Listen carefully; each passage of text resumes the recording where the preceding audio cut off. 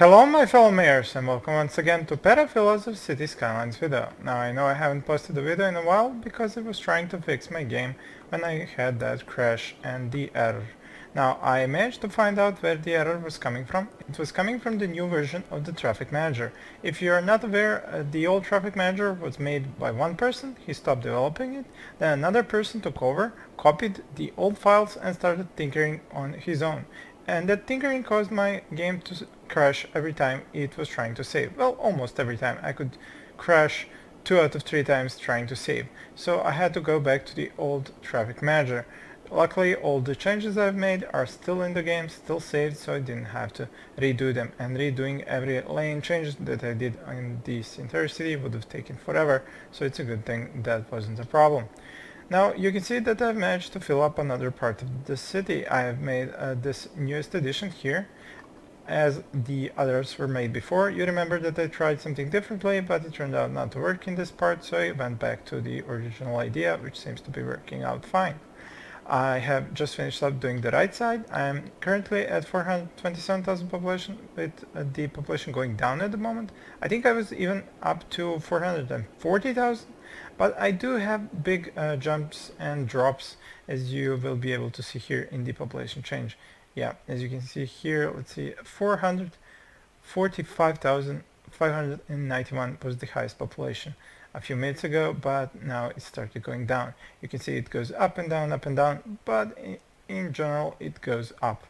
The influx is also all over the place, as is the birth rate and the death rate, which for some reason has been climbing ever since I started zoning larger and larger pieces of the city. I mean, it makes sense, and I really need to slow down when I'm developing the city, but then again, slowing down means taking a lot more time. The budget also needs some balancing continuously. I've now increased my budget for electricity up to 53% because I was starting to run low as I'm approaching 5 gigawatts of usage. Now the thing is that before the Sims get educated when they first move into my city, if they're not highly educated, they will spend a lot more power, water and create a lot more garbage. Once they become more educated, they start spending less and less. This is one of the reasons I've instigated the recycling policy across the city in order to reduce the amount of money I had to pay for the incineration plants. Now in the beginning of the game I used to use it, then I stopped using it because it seemed to not be very effective at reducing the amount of garbage that was produced, but it turns out that it's actually cheaper at a big sized city to use the recycling policy than to buy more incineration plants. So you can see a lot of them are offline across the city after I implemented that policy. Like I said, I've almost finished up this part of the city. I've only just need to move in a few more Sims into these empty slots here, where I have enough room for more high density residential zones. The thing is that I have a large disbalance in the number of jobs that are available, people who are employed, people who are adults, seniors, children, teens, and that those numbers oscillate very much. And my population in total oscillates a lot, like 60,000 now. So it's really something that takes a while to get used to, and to make sure that part of the city is a finished part and that there are enough workers, that there are enough open jobs in that part of the city. So I will probably start building the next part of the city, add more jobs available, even though I already have like 40 plus thousand jobs that are not filled, but the unemployment is at 15%. So like I said, I'm not sure, is it the game just taking a long time to employ them, or is there some other problem? But the city works fine. I do have a lot of cash in the bank. All the services are operational. I just noticed that I really do not wish to use any more water pumping stations on this lake because they start draining it. So this is as many as I can fit here. So I started expanding my water pumping stations even up here onto the second river.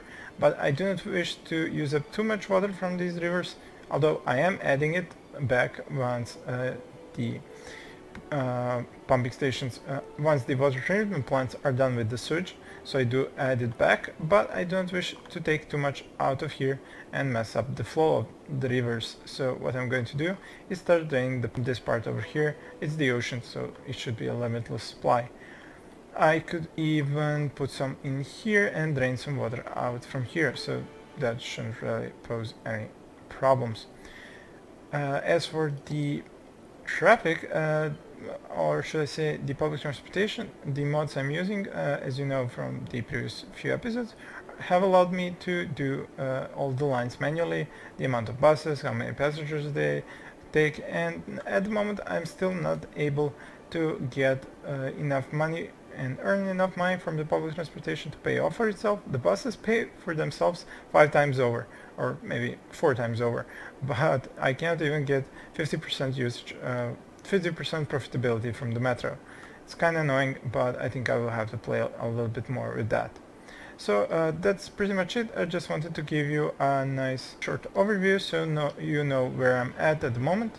So this is the city at the moment. It will continue to grow here, and once I'm done with this part, I will think about whether or not I'm going to grow here, buy more plots of land over here and grow it here, or maybe even try and do something here with that extra worker force that seems to be unemployed, even though there are plenty of jobs available. So across this highway I might put more jobs if I see that I need more jobs, even though a lot are still open, but there are teams that are unemployed. So that would be all for this episode. Thank you all for watching, and please stay tuned for more.